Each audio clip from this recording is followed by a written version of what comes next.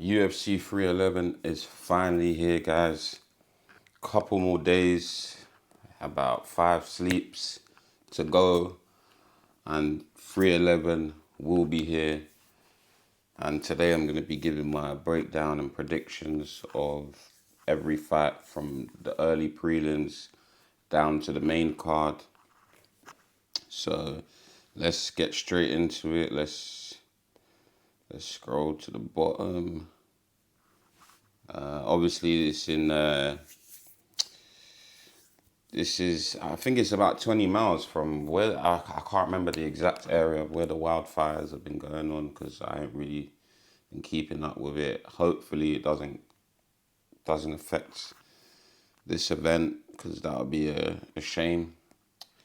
But yeah, so to be honest, it's quite a good card in my opinion. It's a few fighters that I don't know of, so hopefully they leave a good memory on the night for me so I can remember them in the future. But yeah, let's go. Let's go. So kicking off the card, we got a flyweight bout. I don't know either of the fighters. We got Tagir Ulambekov versus Clayton Carpenter. I don't know if I said Tagir's name right. I'm gonna keep it real with you guys. Tagir's ranked number 11. He's Russian. I believe he's the favorite. I'm not the greatest with odds, but I believe he's the favorite. He's 18-2. Clayton is 8-0. I mean, even though the Russian guy's got 2 losses, I'm gonna have to stick with the Russian guy, man. Cause yeah, man, I've gone against these Russian guys too many times, and it's just backfired. So I'm going with Tagir. Let's see, he's fucking hell. Yeah, you know what? I'm going to get by submission, and I'm going to say a second round submission. Like I said, guys, I don't know either fighter, so I don't know too much about either one of them. But yeah, that's what I'm going to pick for that. And then next up, we have a bantamweight bout. We got Ricky Tauricio. The thing is, I know how to say your name, but I've completely forgotten. Versus Bernardo Sopaj. And I know I didn't say your name right either. Quite similar records. Ricky is 13-4. Bernardo is 11-3. Let's see their win. Okay, Bernardo has a higher knockout ratio than Ricky. I mean, Ricky's never really been a KO guy like that. But you know what? I'm gonna keep it. Hey, Bernardo, your tattoos look hard though. I'm gonna have to inspect them properly at a later date. But yeah, shouts out to you. Your tattoos look hard. Um, yeah, I'll be real. I wanna pick Ricky because obviously, you guys would have seen his famous speech he did a very long time ago. Shouts out to him. I fuck with him because of that. But with that being said, I gotta stick with the Albanian. Like, listen, I grew up with a lot of Albanians, and I got some Albanian friends. So I gotta stick with the Albanian guys. Still, obviously, I would drop some Albanian words, but I need to brush up on some of my Albanian. So allow me, guys. I'm not gonna do it today. On a later date, I'm gonna brush up on my Albanian, and then I'm gonna, here and there, I'll be dropping some Albanian lines. Yeah, shouts out to all. Hey, my elbows. If I get it wrong, forgive me. But shout out to my sheepies. Yeah, you know what I'm saying. But yeah, I'm picking Bernardo to win. Let me have a look at his 64 percent KO ratio. I'm gonna go Bernardo to finish Ricky in the second round, and that's my pick. It's sad because I like Ricky, but yeah, I'm gonna have to go with Bernardo on this one. And then we move up the card, another bantamweight bout. We got Rinya Nakamura versus Muin Gafurov. I don't know either fighter. Rinya is 9-0. Muyin is 18-6. I'll be real. I'm gonna pick Rinya to win, and yeah, I'm gonna pick him to win by KO. I think him. For some reason, I don't know either fighter, but I feel like this one might be early, so I'm gonna go first round finish for Rinya. And yeah, I don't know much about either. I don't know either fighter, so there's not really much I can talk about. And then next up, we have a women's bantamweight bout. We got, you guys will know why I'm laughing in a sec. Well, smiling, laughing, whatever you want to call it. We got a women's bantamweight bout. We have Carol Rosa versus Alan Perez. Now do you guys know why I was smiling? Because of obviously Perez, you know, she likes to twerk and that. Respectfully, the face card ain't all that, but I ain't gonna lie to you guys. I would do my thing. I would listen.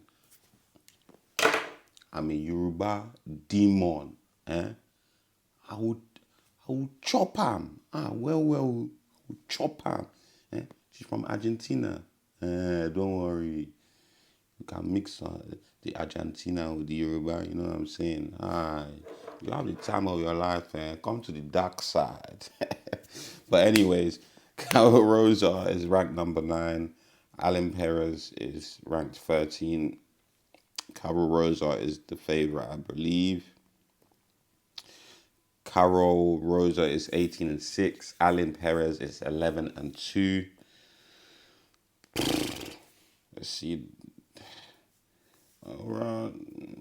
I mean, their stats are pretty even. I'm gonna go with Alan Perez, and I'm gonna say she gets a second. Where did I put my pen, bruv? There it is. Get me the iPad pen and that.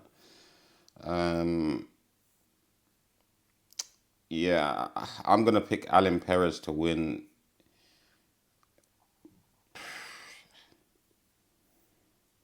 Fuck, man, I don't know what to pick. Knockdowns. Yeah, you know what? I'm picking Alan Perez to win by knockout, either in the first or second round. I mean, she has an average. Ooh, yeah, I'm gonna say first or second round. Obviously, Alan Perez has an average fight time of 11 minutes and 45 seconds, so that's why I'm picking her to win in the first or second round. But it could happen in the third. But either way, I think I'm gonna pick Alan Perez to win by KO. UFC bust you the lighting and whatnot, bust you because they made her face card look good on here, but like she's not bad looking. But face card ain't the best. But like I said, guys, I would chop still. I ain't gonna lie, man. I would do my thing. And then to finish off the early prelims, we've got a lightweight bout, and we got Grant Dawson versus Diego Ferreira. Thank God, an easy names to say. Grant Dawson is 22-2-1. Diego Ferreira is 19-5. I'll be real. Yeah, I knew Grant Dawson was gonna have a high submission ratio, and I was gonna pick him to win by submission. Both guys have relatively close, similar average fighting times. So yeah, I'm gonna go with Grant Dawson with a submission in the second round. I have a feeling it could be early, but I'm gonna pick second round submission for Grant Dawson. And then we move up to the prelims. We've got Zachary Reese versus Cedriquez Dumas. Don't know if I said that right. Zachary is 18-1. Cedric is 10-2. Zachary's 6'4". Fucking hell, that man's got a longer reach. Obviously, this is a middleweight bout. Damn. Okay, Zachary has an average fight time of 4 minutes and 36 seconds. Cedric has an average fight time of 9 minutes and 31 seconds.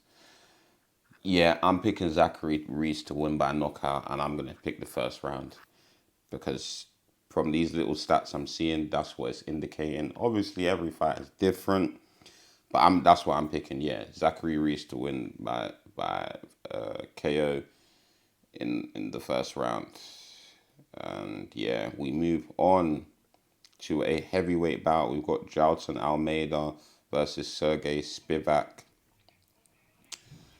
Jailton Almeida is 21-3. Spivak is 17-4. I'm not gonna lie, yeah. I don't really like Jailton Almeida. I hate his style. I was so happy to see is it Rosenberg or Rosen? I've forgotten how to say his name, but you guys know who I'm talking about, the black guy. I was so happy to see him finish Jailton Almeida because it's just boring. Almeida, he literally just grabs you and holds you against the cage. But him and Sergey both have similar average fighting time. Fucking hell, bro. So most of all Jailton Almeida's fights have been submissions or KOs. Well, I don't know if that's in the UFC or generally speaking. It must be general stats, innit? Because, boy, like, none of his fights have gone to a decision. So that's how you know this fight ain't going to end in a decision. My heart wants to go with Spivak, but my mind is going with Jailton Almeida because I kind of know what to expect of Almeida. So I'm going to pick Almeida to win the second round by submission or maybe third round submission, but that's what I'm picking for that fight. As much as I want Spivak to win. But anyways, we move up. We move up to a bantamweight bout. We got Peyton Tabot versus Raoni Barcelos. Obviously, Peyton Tabot is 9-0. Raoni is 18-5.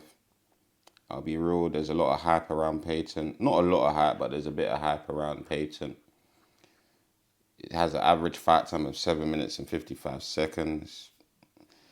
Yeah, I'm not gonna lie. His stats are indicating he gets finishes. So I haven't been able to watch much of Peyton, but I've been seeing him pop up on my timeline, so I know a little bit about him. And yeah, he's a prospect. So yeah, I'm gonna pick him to win by KO within the first 2 rounds. And yeah, that's my pick for that fight. I mean, the sky's the limit for Peyton. Tabot, yeah, shouts out to him. He's doing his thing, innit? I think he's still quite young as well, so shouts out to him. But yeah, I think he gets the job done by KO.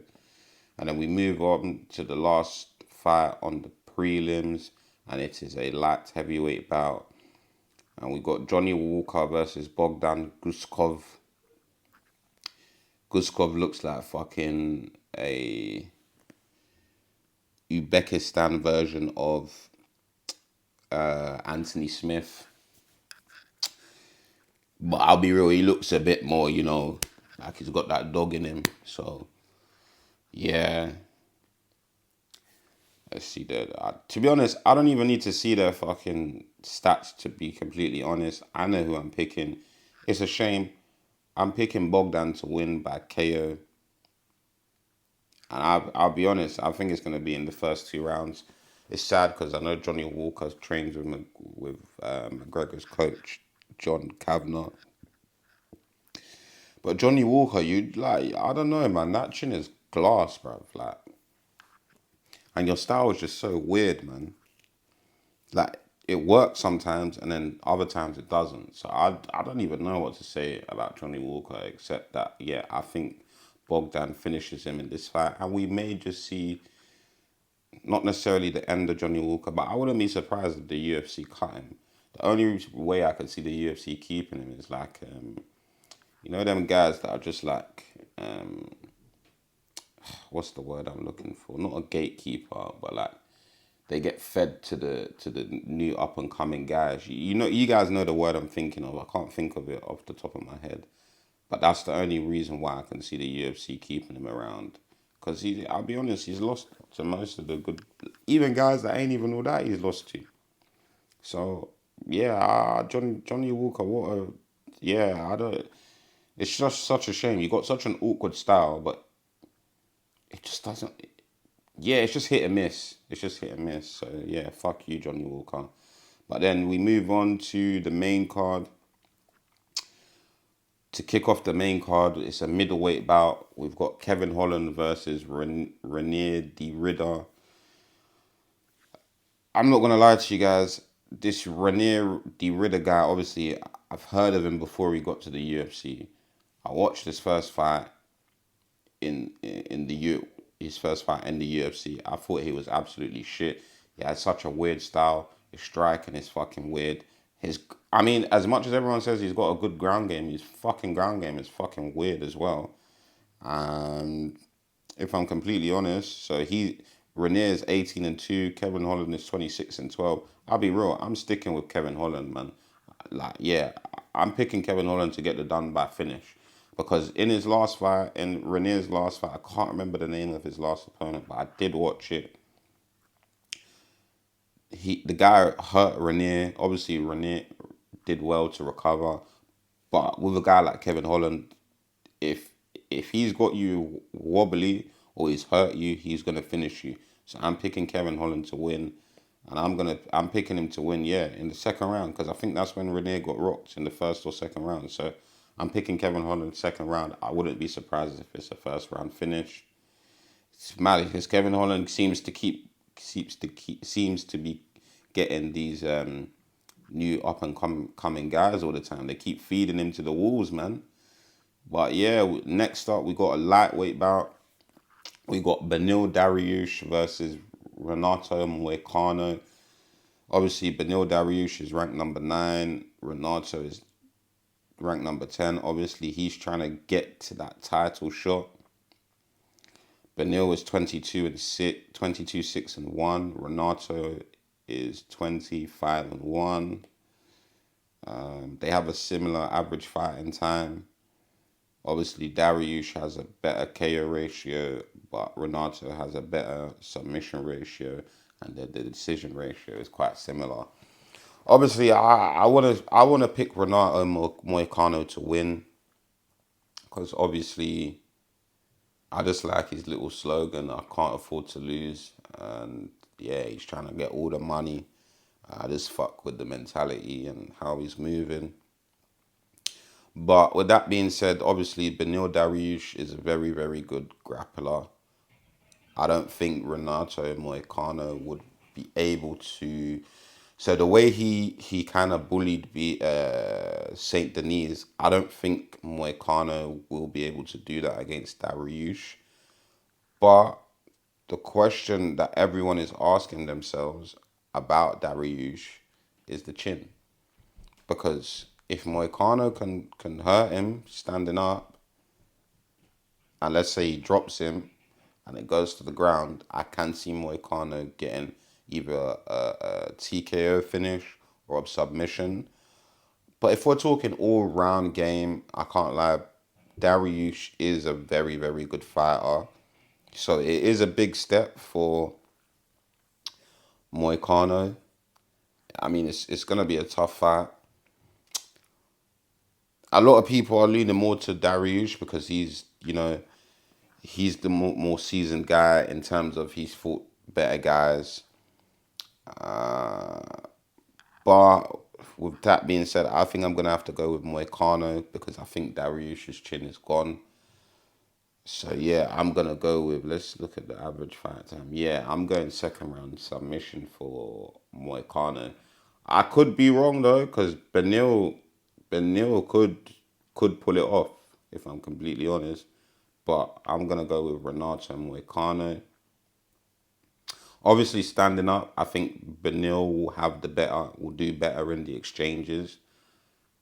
But I just feel like if Moicano does hurt Dariush at all, I think that will be the beginning of the end. for Dariush. I could be wrong though. So yes, I'm picking second round submission for Moicano. We move on to a light heavyweight bout. We got Yuri Prohatska versus Jamal Hill. Obviously, Yuri is ranked number 2. Jamal is ranked number 3. I'll keep it real with you. Fuck Jamal Hill. You're a fucking cock. You're a fucking bitch. Eh? Like I said before, since Alex knocked you out at 300, you have been sleepwalking since that day. And that is why your senses are not all there. You're just behaving like one bastard child. Bitching left, right, and center. You fucking bastard.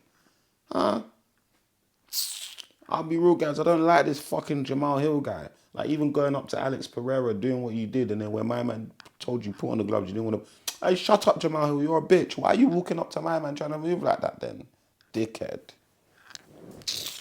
Right. Yeah, man. We got Yuri Prohatska versus Jamal Hill. Yuri is 13-5-1.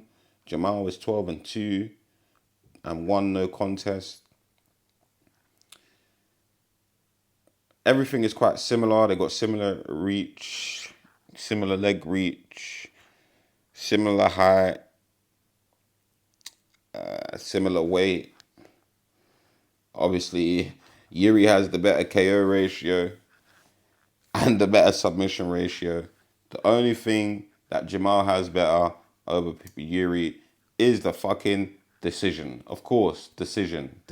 Fuck you, Jamal Hill. They both.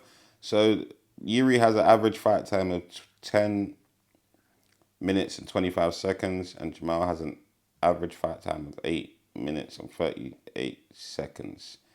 So, with that being said, we're taking all of that into account. I think Yuri's style might actually do well against a guy like Jamal, because Jamal's very basic. Don't get me wrong, the basics do work, but I feel like Jamal Hill is very basic. He doesn't really offer anything extraordinary or special that can cause guys problems. And don't get me wrong, he could come out first round and he could potentially piece up Yuri Prohatska. But guess what? Yuri Prohatska is going to fight through that. I'll be honest, I don't see anyone else apart from Alex Pereira that can literally hurt Yuri like that. I'm yet to see it.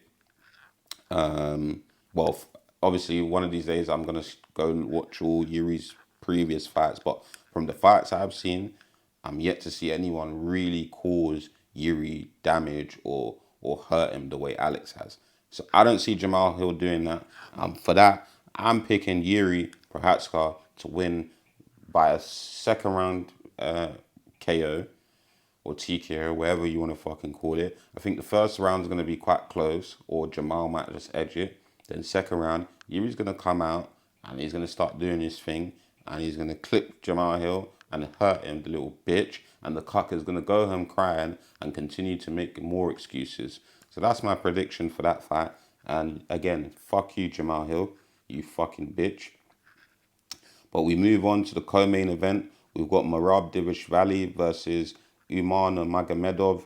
Obviously, Merab is champ. Nurmagomedov is ranked number 2. It is a bantamweight title bout. And boy, yeah, these guys are fucking decision merchants, bro. Fucking hell, man. These guys are decision merchants. Fuck me. All right, cool. This, because they're both good at grappling and the wrestling and whatnot.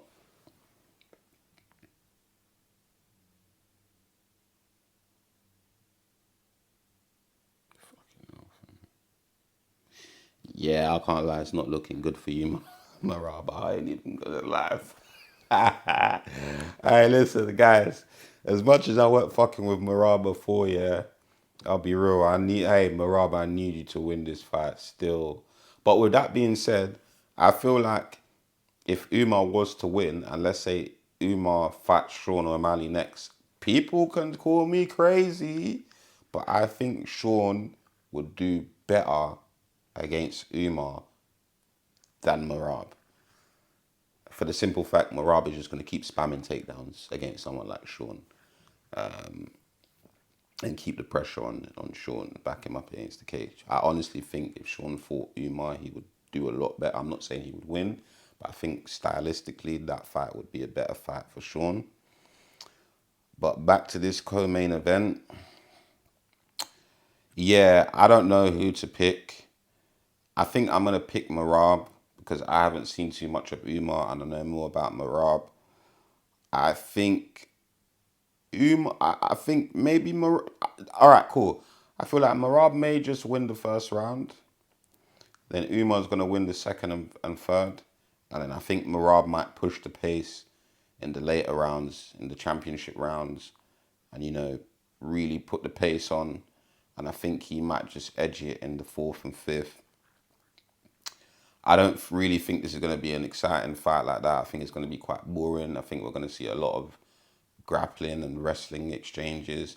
Don't get me wrong, I feel like we will see a lot more striking than people would expect, just for the pure fact that they're both wrestlers and they can both grapple.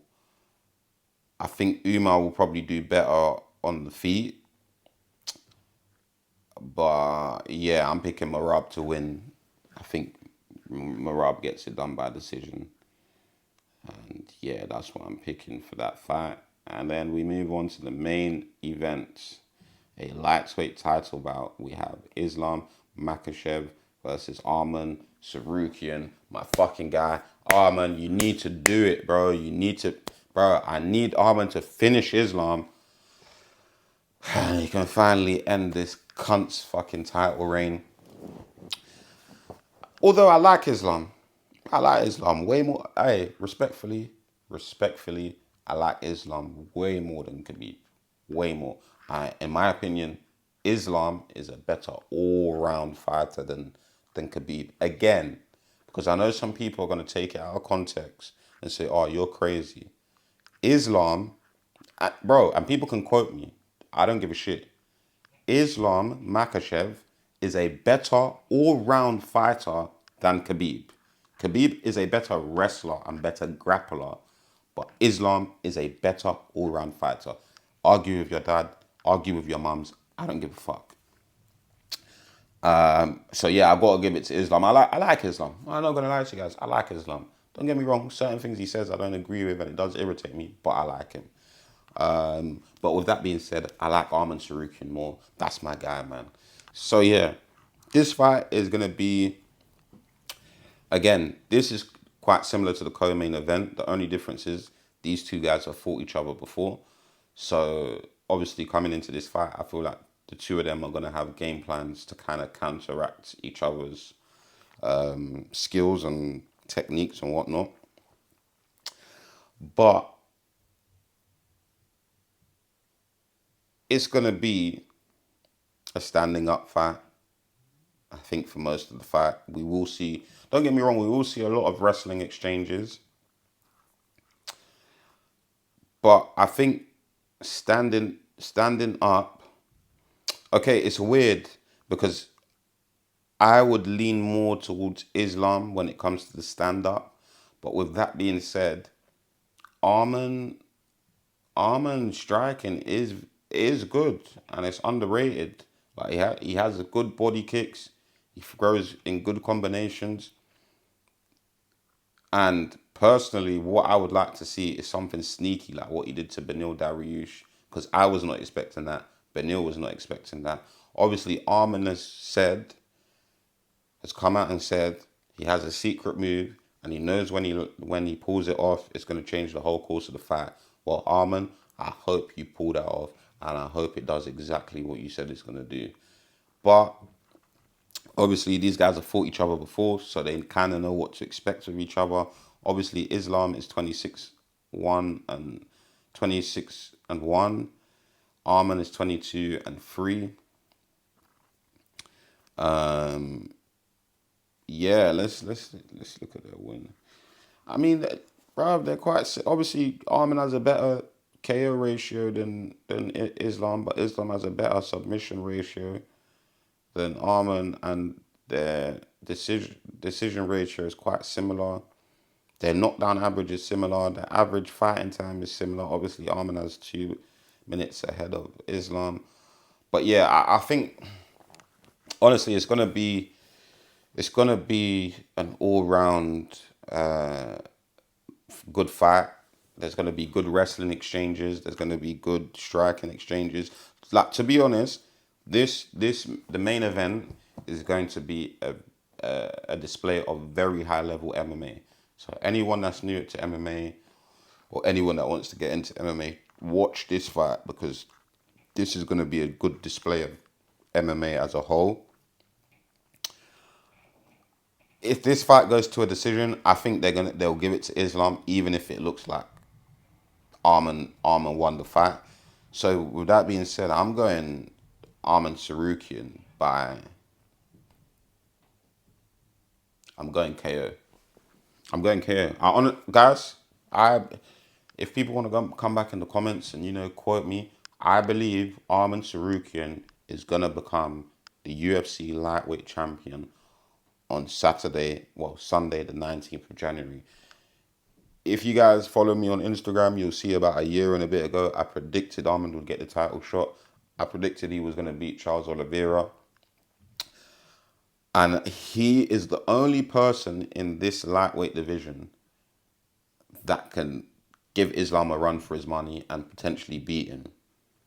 Because one thing Arman doesn't have to worry about is the takedowns. Because Arman can defend the takedowns and he can shoot his own takedowns. And I feel like for Arman to win this fight, he's gonna have to mix in the wrestling and the striking, but he's gonna have to be explosive. He's gonna have to be explosive in range, out of range.